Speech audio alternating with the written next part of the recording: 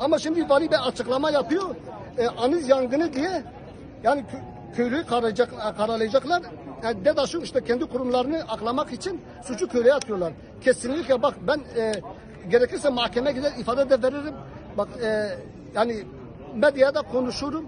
Her türlü ben iddiamın arkasındayım. Kıvılcımlar havada biz gördük otellerden bütün köylüler gördü. Yangını ilk gören benim. Yangın tellerden çıktı ve köyün tam dibinde. Mezarlığın tam dibinde. Yani anızla tarlayla ateş mezarlıktan çıktı. Tarlayla alakası yok yani ondan sonra zaten kıvılcımlar çıkar çıkmaz o fırtınayla birden işte o anızlara da sıçradı, ekili aralara da sıçradı.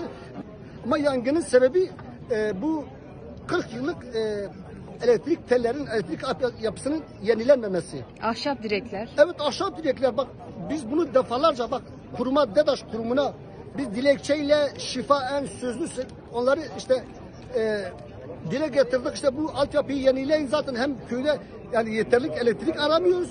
Bir de sürekli bu tellerden hani veya sorunda ve TEDAŞ'la devlet yangınlar çok çıkıyor. Sadece bu bizim bölgeye özgü değil. Bak Çınar'ın başka köylerinde de bu tür elektrik hani tellerden kaynaklı bir sürü yani ekili alanlar yardı. Bak bizim köyde ateş çıktı bu sene.